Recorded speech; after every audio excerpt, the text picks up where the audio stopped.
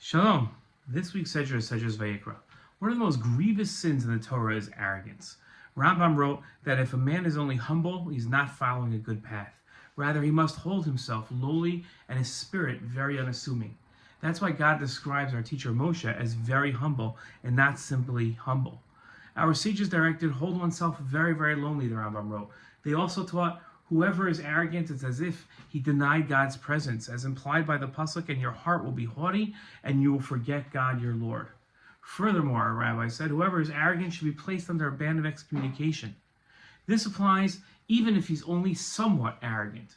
In this week's Torah portion, we learn about arrogance that can lead to overconfidence. The pasuk that starts the topic says as follows: if you bring a meal offering of first fruits to Hashem, you shall bring new ears parched with fire, grits of the fresh grain, as your meal offering of first fruits. Now, in his commentary on the word "if" that began the pasuk, Ramban quoted Rashi's explanation of the word. The word in this pasuk, "if," has the meaning of when. For the beginning of this meal offering of the first fruits is not voluntary, since God speaks here of the meal offering of the new barley, which is an obligation. Now follow the thought process here. The Rambam disagreed with Rashi and wrote that the correct interpretation is that God used the expression "if" because God's not commanding the performance now of this mitzvah to bring the meal offering of the new barley. Rather, God meant when you offer a meal offering baked on the griddle, you shall do it in such and such a way. And if you offer a meal offering of the stewing pan, you shall make it in a different way. And if the meal offering you will bring will be one of the first fruits, you should do it in this way. That's how the pasuk works. But thus the word "if" is here to be understood according to the Ramban in its literal sense, namely like if.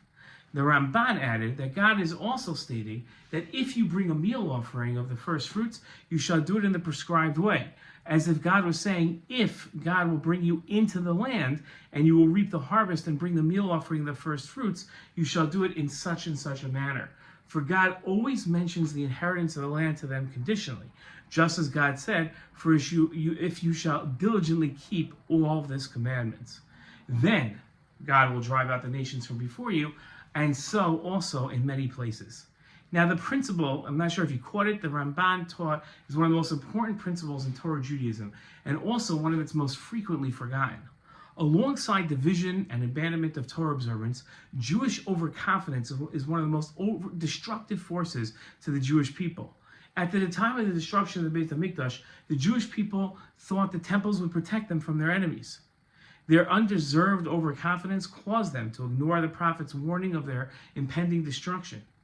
Instead of repenting, the people arrogantly defied God and sinned. The Jewish people are enjoying a remarkable time in their history now. They haven't enjoyed this in a millennia.